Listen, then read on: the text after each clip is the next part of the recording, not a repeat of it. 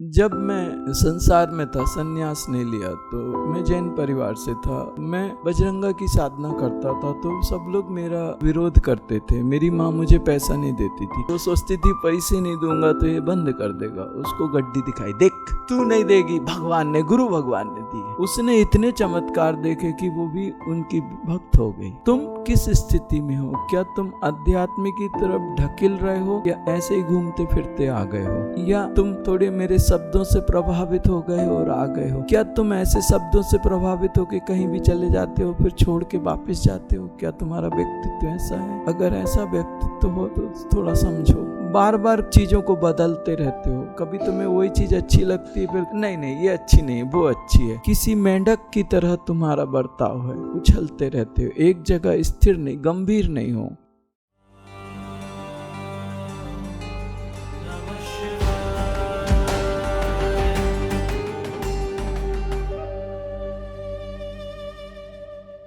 जब मैं संसार में था, संन्यास नहीं लिया, तो मैं जैन परिवार से था। तो मैं बजरंगा की साधना करता था, तो सब लोग मेरा विरोध करते थे। मेरी माँ मुझे पैसा नहीं देती थी। कैंटीन थी तो घर नहीं जाता था, कैंटीन में रहता था, और वहीं से तो वो 3 महीने के लिए बंद रहती थी, 2-3 महीने। उस समय मेरे पास खाने के लिए पैसे नहीं होते थे। तो जो दुकानों में जो एक पेटी रहती है धन रखने के लिए, उस पेटी में क्या करते हैं, वो खाली नहीं करते, थोड़ा चिल्लर, थोड़े पैसे डाल के रखते हैं। तो वो मेरे पास उस समय, आपको याद हो, बजाज की कैलिवर आती थी, वो थी। तो उसमें 13 लीटर का पेट्रोल का टैंक था। सारे पैसे खत्म हो गए, थोड़े कॉइन्स बचे थे, तो 15 रुपए के कॉइन्स थे। 30 रुपए लीटर पेट्रोल था उस समय। आधा लीटर पेट्रोल कैसे डालूं 13 लीटर की टंकी में? और उसके बाद मैं हवन करता था, ज्योत जागृत करता था, और एक घी की ज्योत जब तक मैं साधना करता था तब तक होती थी। आटा दाल मैं लेके आता था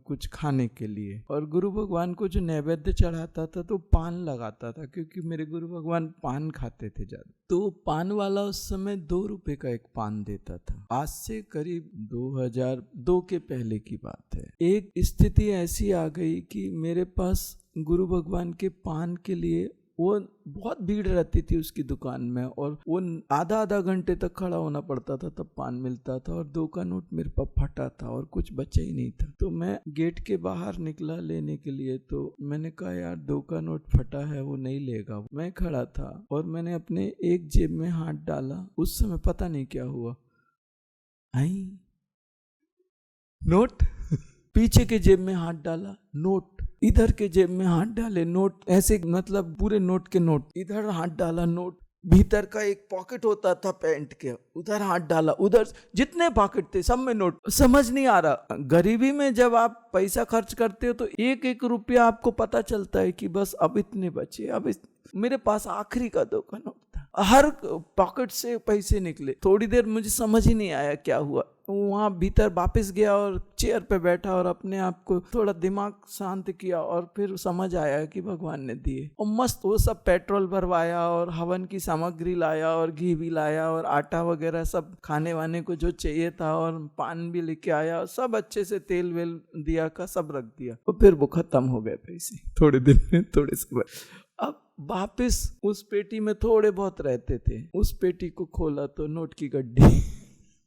मेरी माँ मुझे विरोध करती थी। वो सोचती थी पैसे नहीं दूंगा तो ये बंद कर देगा। उसको गड्डी दिखाई, देख तू नहीं देगी, भगवान ने, गुरु भगवान ने दी है। उसने इतने चमत्कार देखे कि वो भी उनकी भक्त हो गई, वो भी उनको मानने लगी। ये सारी चीजें मैंने देखी हैं। तब मुझे इतनी हिम्मत आई कि सब जंगल गया। मैं उनके देवताओं के दर्शन किए, जब संन्यास लेने के पहले उनसे बात की सब, तब जब हिम्मत आई कि जंगल जाऊं। ये तुम्हारे अंदर की एक ऐसी व्यवस्था है जो तुम्हें अध्यात्म की ओर ढकेलती है। तुम किस स्थिति में हो? क्या तुम अध्यात्म की तरफ ढकेल रहे हो, या ऐसे ही घूमते फिरते आ गए हो, या तुम थोड़े मेरे शब्दों से प्रभावित हो गए हो और आ गए हो? क्या तुम ऐसे शब्दों से प्रभावित हो कि कहीं भी चले जाते हो फिर छोड़ के वापस जाते हो? क्या तुम्हारा व्यक्तित्व ऐसा है? अगर ऐसा व्यक्तित्व हो तो थोड़ा समझो। बार बार चीजों को बदलते रहते हो। कभी तुम्हें वही चीज अच्छी लगती है, फिर नहीं ये अच्छी नहीं, वो अच्छी है। किसी मेंढक की तरह तुम्हारा बर्ताव है, उछलते रहते हो, एक जगह स्थिर नहीं, गंभीर नहीं हो, किसी चीज को लंबे समय तक पकड़ के नहीं चलते। मेरे साथ अगर तुम्हें चलना है तो लंबे समय तक तुम्हें मेरे साथ में हर परिस्थितियों में तुम्हें चलना पड़ेगा, सुख में, दुख में, अच्छी व्यवस्थाओं में, खराब व्यवस्थाओं में, क्योंकि अभी तुम भगवान नहीं बने। अभी तुम्हें तुम्हारे कर्म आएंगे और तुम्हें तोड़ेंगे। कहीं पे वो शक्ति कर्मों को तोड़ेगी, कहीं तुम्हें वो कर्म तोड़ेंगे, कहीं कुछ तो होगा। कई लोग ऐसे आते हैं ना, हम आ गए हैं, अब आप हमारे बिल्कुल ठीक कर दो और हमें जल्दी जाना है। कृष्ण पांडवों के साथ था, पांडवों को कितने साल वनवास भोगना पड़ा। लाक्षागृह याद रखो, अभिमन्यु का वध, पूरे संतानें मारी गई पांडवों की। अखिल ब्रह्मांड का नायक खड़ा था। समझने वाली बात है, ये सारी चीजें आप समझो गंभीरता से। तुम्हें लगता है कि मेरे पास सामर्थ्य है तो मैं सब कुछ कर लूंगा, नहीं करता। मेरी मर्यादाएं हैं, जहां जो ठीक होगा, जो करने लायक होगा वही करूंगा। सामर्थ्य का मतलब ये नहीं है कि हर जगह डंडा उठा के खड़े हो जाए, वो गलत है। सामर्थ्य का मतलब ये है कि मैं छोटे से बच्चे की तरह आपके साथ रहूं, एकदम साधारण बन के, और जहां जरूरत पड़े वहां पे एनर्जी बिना अहंकार के फ्लो कर दूं। मालिक की कृपा है कि दे दी, और मालिक की कृपा है और तुम्हें जरूरत है ले ली, उसमें मेरा क्या। मुझे उसने माध्यम बनाया, वो उसकी इच्छा थी, उसकी कृपा थी। ये चीज आपको ऐसी ही रखनी पड़ेगी। कभी हीलिंग करते हो या कुछ शक्ति आती है तो दिखावे की कोशिश नहीं और अहंकार नहीं, और अपनी साधनाओं को गुप्त रखो। साधना बड़ी बात नहीं है, तुम उस स्थिति में आ जाओ, बिना साधना के वो शक्ति तुम्हें दे दूंगा। वो स्थिति महत्वपूर्ण है। साधना इसलिए की जाती है कि तुम उतने शुद्ध हो सको। साधना का कोई महत्व ही नहीं है। अगर तुम किसी और व्यवस्था में जाके उतने शुद्ध हो जाओ तो साधना की जरूरत नहीं, वो शक्तियां दे दी जाएंगी, डायरेक्ट दे दी जाएंगी। और तुम जिंदगी भर साधना करो, अगर गुरु को नहीं देनी, नहीं देगा, और उसको देनी है ना, तुम बिना साधना के उठा के दे देगा। ले, एक होता है योगी और एक होता है योगेश्वर। योगी वो होता है जो स्वयं योग में स्थित होता है, और योगेश्वर वो होता है जो योग को किसी को देने में सक्षम हो। वो योग को किसी को भी दे सकता है। योग का मतलब क्या है? आत्मा से परमात्मा का कनेक्शन। वो इस स्थिति को किसी को भी दे सकता है। लो, वो तुम्हें देवताओं से जोड़ देगा, वो देवता तुम्हारे सामने तुम्हारी बात सुनने लगेंगे। योगेश्वर हो गया। मेरे साथ बैठो तो तुम ये मत सोचो कि तुम साधना करोगे तभी तुम्हें कुछ होगा। बिना साधना करे भी अगर तुम्हारे अंदर की जो मानसिक और बौद्धिक व्यवस्थाएं वो साफ सुथरी हो गई ना, मैं तुम्हें उठा के वो पावर दे दूंगा। मुझे दिखना चाहिए, मुझे विश्वास आना चाहिए। और हर गुरु को, सिर्फ एक मैं नहीं, हर गुरु का, जहां उसको लग गया कि तुम बेहतरीन हो, वो तुम्हें भरना शुरू कर देगा। ये बात आपको समझनी है कि तुम्हें लगा कल की एक सेशन और हो सकता था, तुम एक सेशन और करके क्या कर लोगे? सिग्नेचर तो मुझे ही करने तुम कितने भी कर लो, सिग्नेचर तो मुझे ही करने हैं बाबू साहब। साधक ऐसा होना चाहिए जैसे पानी में कोई लकड़ी बह रही हो, न किनारों को पकड़ता है न कोई GPS लगाता है। एक बहुत बढ़िया भजन है और बहुत अच्छे से गाया है, गुरु मेरी पूजा गुरु गोविंद, जाही विधि राखे राम ताही विधि रहिए, सीताराम सीताराम सीताराम कहिए। आप ये मत देखो कि मैं कौन सा सेशन ले रहा हूँ, क्या कर रहा हूँ। तुम मेरे रंग में रंगते जाओ। तुम जब मेरे रंग में रंग जाओगे तो जो मेरे अंदर है वो तुम्हारे अंदर आ जाएगा। मैं जैसा बह रहा हूं तुम वैसे बहते जाओ। अगर आप मेरे साथ में लिंगाष्टकम वगैरह और दूसरे, बस मैं जैसे बोल रहा हूं वैसे ही तुम बोलने की कोशिश करो, तुम अपने आप समाधि में चले जाओगे। मेरी लय को पकड़ लो तुम और कुछ मत करो, और उसको बोलते बोलते मैं उस लय में चला जाता हूं और उस समाधि की गहरी अवस्था में चला जाता हूं। तुम्हारी आंखें बंद होने लगी, तुम अपने अंदर डूबने लगोगे। मैं कोई संगीतकार नहीं हूं, मेरे अंदर कोई वो नहीं है, सुर नहीं है, लेकिन जो मैं जैसे बोल रहा हूं बिल्कुल वैसे बोलो, तुम 100% गहरे में जाना शुरू हो जाओगे। ये मुझे मालूम है। मेरे साथ आप स्वाध्याय करो, क्योंकि जब वो स्वाध्याय होता है सिर्फ स्वाध्याय नहीं होता, उससे कनेक्ट होता है। यहाँ आप बैठे हो, इस बात का ये 100% ये सत्य है कि आप दैवी शक्तियां आपके नजर रख रही हैं, आपको देख रही हैं। इस 100% सत्य। और बड़ी बात यह है कि आप उनकी नजर में आ रहे हो, आ गए, वो बहुत बड़ी बात है। बहुत बड़ी मतलब बहुत बड़ी बात है। वो ऐसे करके जब ये तुम्हारी बड़ी उपलब्धि हो गई। ध्यान रखना, तुम कुछ कर ही नहीं सकते। अगर तुम कुछ करने का प्रयास कर रहे हो तो तुम मूर्ख हो, क्योंकि तुमने जो कर सकते थे तुमने वो कर लिया, उससे तुम्हें मिला नहीं, तो अब तुम क्यों करने का प्रयास कर रहे हो? अब तुम अपने आप को ढीला छोड़ दो ना, अब करने का प्रयास मत करो, अब तो समर्पण कर दो। जब तुम ढीला छोड़ोगे तब तुम अपने अंदर प्रवेश करने के अधिकारी बनोगे। जब तक तुम कुछ कर रहे हो तब तक तुम बाहर हो। तुम्हें मेरे रंग में रंगना पड़ेगा, मेरी व्यवस्थाओं में व्यवस्थित होना पड़ेगा। तुम्हें अपनी सोच और अपनी बुद्धि छोड़नी पड़ेगी, और जैसे जैसे तुम ये करते जाओगे मैं तुम्हारे अंदर उतरता जाऊंगा। जहां मैं तुम्हारे अंदर उतरना शुरू किया मैं तुम में आ जाऊंगा और तुम मुझ में आ जाओगे। हो गया काम। मेरा जो है वो पूरी प्रॉपर्टी तुम्हारी। ये वसीयत का काम बड़ा अच्छा है।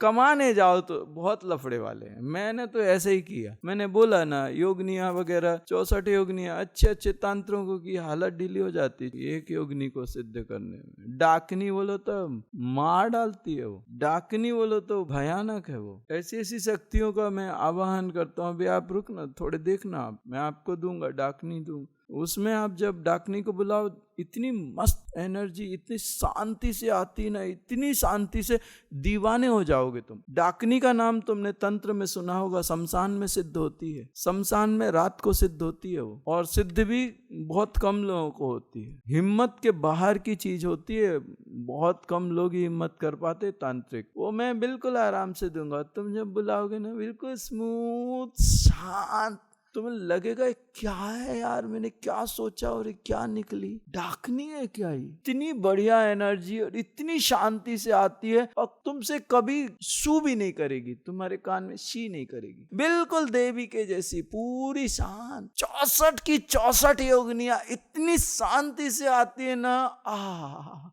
ऐसे अमृत के जैसी लगती है वो योगनिया, अमृत के जैसी। बगलामुखी हमारे यहाँ अमान्य होते हैं, तो दक्षिणा मानने की जो साधनाएं हैं वो भयानक होती हैं। दक्षिणा मानने में बगलामुखी आती है। बोलते हैं लोग बगलामुखी, लेकिन बगलामुखी करने गए तो साधक की पूरी धज्जियां उड़ा देती बगलामुखी। ये लोग से बोलते हैं, लेकिन जब बगलामुखी आती है ना, छिन्न मस्ता ऐसे काम करती, खट करके रिजल्ट देती। महालक्ष्मी, गहरी समाधि की अनुभूति करनी महालक्ष्मी, एकदम गहरे में, जहां तुम्हारी आंखें ना खुलें और तुम बिल्कुल बेगाने हो जाओ दुनिया से, और गजब आनंद की वो पराकाष्ठा महालक्ष्मी।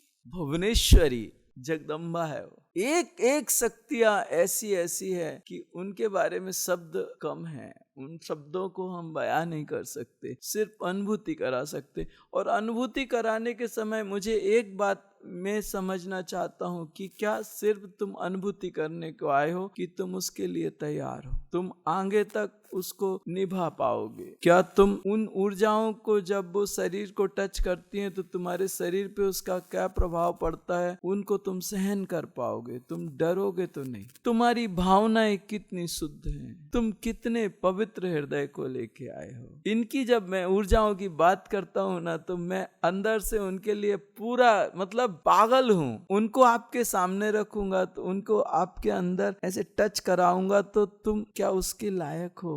आपके अंदर वो फीलिंग होगी, वो प्रेम होगा, वो हृदय में वो भावनाएं होंगी, उससे स्वीकार करोगे कि तुम गड़बड़ करोगे? मैं सिर्फ इतना देखना चाहता हूं। मुझे तुम्हारा शुद्ध हृदय चाहिए, शुद्ध भावनाएं चाहिए। बस इतना भी मिल गया तो भी मैं प्रसन्न हूं। शुद्ध भावनाएं, और सब जाने दो। तुम्हारी भावना अगर शुद्ध है तुम मेरे साथ बढ़िया, बाकी मैं कर लूं। मैंने बताया है ना, काम, क्रोध, लोभ, राग, द्वेष, ये तो स्वादिष्टान में 6 पेटल्स में रहते हैं, षड्विकार। कहीं ना कहीं मैनेज कर ही लूंगा, फोड़ फाड़ के कोई चक्रास साफ सुफ करके कर। तो बात जरा सिर्फ इतनी है, और सीधी सीधी बात बोलता हूँ ताकि आपको समझ आए और आप उसको समझो। क्योंकि मुझे लगता है कि आप जितने लोग बैठे हो उनमें से कितने लोग आगे तक जा पाएंगे। मैंने फिर भी एक बात बोली, 4 दिन की चांदनी फिर अंधेरी रात, वैसा नहीं होना चाहिए। आप लोगों को मालूम है मैं जो बोल रहा हूँ, आप अपने आप को नाप तोल कर रहे होंगे, क्या मैं ऐसा हूँ, क्या मैं ऐसा कर सकता हूँ, क्या मैं ऐसा ही हूँ? तो जरा समझो अपने आप को,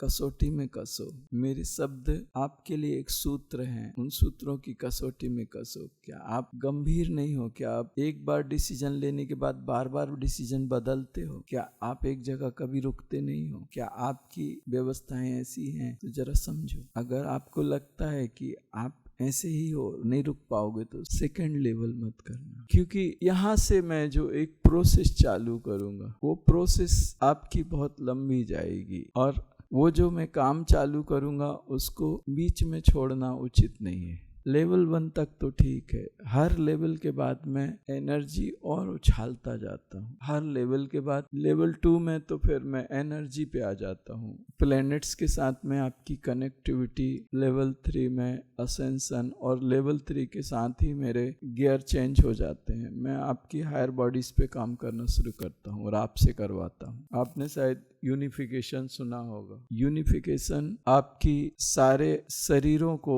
यूनिफाइड किया जाता है, एवरीबॉडीज। वहाँ पे ऊपर से आत्मा की जो एनर्जी है उसको शरीर तक लाया जाता है। ये ऐसी चीजें हैं जिनके बिना साधक कभी ऊपर नहीं उठ सकता। जरूरी चीजें हैं, क्योंकि आत्मा की एनर्जी यहाँ रहती है, दूसरा शरीर इधर रहता है, तीसरा शरीर इधर रहता है, चौथा शरीर इधर रहता है, पांचवा उधर रहता है। वो बिल्कुल मामला ऐसे है जैसे ये गिलास का पानी इसमें गिरना चाहिए, उसके बाद इसका उसमें गिरना चाहिए, उसके उसमें गिर। अगर ये गिलास का पानी दूसरी गिलास इधर रहेगी तो एक इधर गिर जाएगा। यूनिफिकेशन एक बॉडी से दूसरे बॉडी में होना बहुत जरूरी, यूनिफाइड होनी चाहिए वो सारी की सारी बॉडीज। साधक जब तक ये ना करे, कितनी भी साधना कर लो, कितनी भी साधना कर लो, आप कितने भी बड़े साधु बन जाओ, आपकी एनर्जी को ही आपने सेट नहीं किया। नाड़ी तंत्र, आप जितनी साधना करोगे एनर्जी आपके अंदर आएगी, नाड़ी तंत्र ब्लॉक होगा, आपका सर फटने लगेगा, आपके शरीर में भयानक दर्द होने लगेगा, क्योंकि वहां ट्रैफिक जाम हो जाएगा। नाड़ी तंत्र ब्लॉक है ना, एनर्जी मूव नहीं कर पाएगी। एनर्जी बहुत सारी है, वो प्रेस कर रही है और नाड़ी ब्लॉक है, नाड़ी तंत्र। और मैं अपने दूसरे तीसरे लेवल से ही नाड़ी तंत्र पे चलना शुरू कर देता। एनर्जी इजी मूव हो जाए, उधर से तकलीफ ना हो साधक को। और साधक की छोटी छोटी व्यवस्थाओं पे काम। चौथी चीज एक होती है कि मैं साधकों को ग्रुप में रखता हूँ, और हमारे यहाँ एक चीज है, अगर हमारे एक साधक पे तकलीफ आ गई तो सारे साधक अपनी शक्तियों को लेके खड़े होते हैं। आपने